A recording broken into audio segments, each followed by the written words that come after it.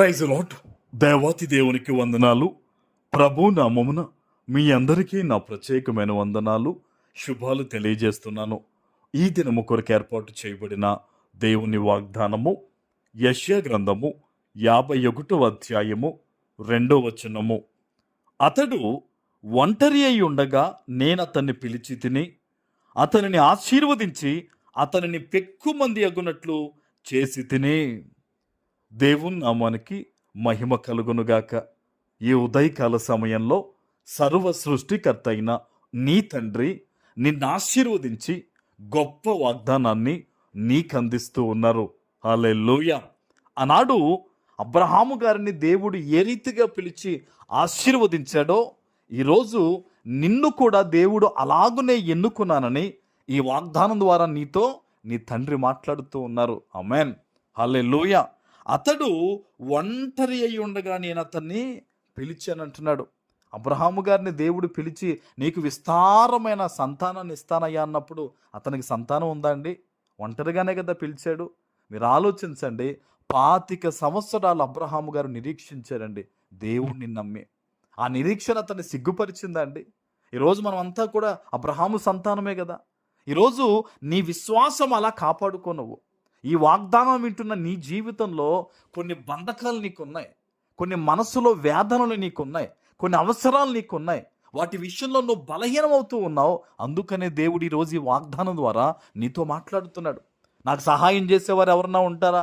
నా బిడ్డల జీవితాన్ని ఎవరన్నా బాగుపరుస్తారా? నా స్థితిగతుల్లోంచి నన్ను బయటకు తీసుకెళ్లే వాళ్ళు ఎవరన్నా ఉన్నారా అని నువ్వు ఏదైతే ఎదురు చూస్తున్నావో ఈరోజు ఈ వాగ్దానం ద్వారా నీ ప్రభు నీతో మాట్లాడుతూ ఉన్నాడు. నువ్వు ఒంటరినైపోయాను అనుకున్నావు, కానీ దేవుడు నిన్ను ఎన్నుకున్నాడట. ఆమేన్. దేవుడు నిన్ను ఎన్నుకుని నిన్ను పిలిచానని చెప్పేసి ప్రభు మాట్లాడుతున్నాడు. విశ్వాసం ఉంచు దేవుని మీద, నమ్మకం ఉంచు. నువ్వు దేవుని దగ్గర పెట్టే పెట్టుబడి ఏంటో తెలుసా? విశ్వాసము, నమ్మకమే. ఇంకా నువ్వు దేవునికి ఏమి ఇవ్వక్కర్లేదు. ఆనాడు అబ్రహాము దేవుని కోసం ఏదన్నా ఇచ్చాడండి? అతడు నమ్మకాన్ని ఉంచాడు దేవుని మీద. ఎన్ని సమస్యలు రాని, భార్య విషయంలో ఎంత ఇబ్బంది రాని, ఏదొచ్చినా సరే నా దేవుడని అలా దేవుని పట్టుకొని ఉన్నాడు. అది అతనికి నీతిగా ఎంచబడింది. వాగ్దాన పుత్రుడు ఇస్సాకు పుట్టాడు. తరతరాలు ఈరోజు దీవించబడ్డాం. ఈరోజు నీ జీవితంలో కూడా నువ్వు అనుకుంటున్నావేమో నీ జీవితం అలాగే ఉంటుందని, కానీ లేదు. దేవుడు నిన్ను ఎన్నుకున్నాడు. ఆయన నిన్ను ఆశీర్వదించబోతూ ఉన్నాడు. కృప నీ మీదకు రాబోతూ ఉంది. అందుకని ప్రభు చెప్తున్నాడు, నేను ఒంటరి ఉండగానే పిలిచాను, అతనిని ఆశీర్వదించి. దేవుడు ఏం చేశాడంటే, పిలిచిన వాడు నమ్మకమైన వాడు ఏం చేశాడు? అబ్రహాముని దీవించాడు ఆయన. అంటే ఈరోజు ఈ వాగ్దానాన్ని వింటున్న నీ మీదకి, నీ సమస్తము మీదకి కూడా దేవుని ఆశీర్వాదం రాబోతూ ఉంది. ఆమేన్. విశ్వాసంతో ప్రార్థన చేయి. నా అపనమ్మికతో నువ్వు ప్రార్థన చేయొద్దు. అపనమ్మిక విడిచిపెట్టి దేవుని సన్నిధిలో క్షమాపణ అడిగి ప్రార్థన చేయి. ప్రభువా, ఇప్పటిదాకా నాలో అపనమ్మిక ఉంది నాయన, నన్ను క్షమించి, ఇదిగో నాలో విశ్వాసాన్ని కలిగించి నేను నమ్ముతున్నాను ప్రభువా, నువ్వు నన్ను ఎన్నుకున్నావని, నువ్వు నన్ను దీవిస్తానని చెప్పి మాట ఇచ్చావు ప్రభువా, నా పట్ల ఈ వాగ్దానం నెరవేర్చు అని నువ్వు దేవుని సన్నిధిలో ప్రార్థించు. ఆయన అంటున్నాడు, అతనిని ఆశీర్వదించి అతనిని పెక్కుమంది అగునట్లు చేసి తినంటే దేవుడే ఆశీర్వదించి విస్తరించాడు. ఈరోజు ఎక్కడి నుంచి వాగ్దానం విన్నావో నీతో దేవుడు చెప్తున్న మాట అదే.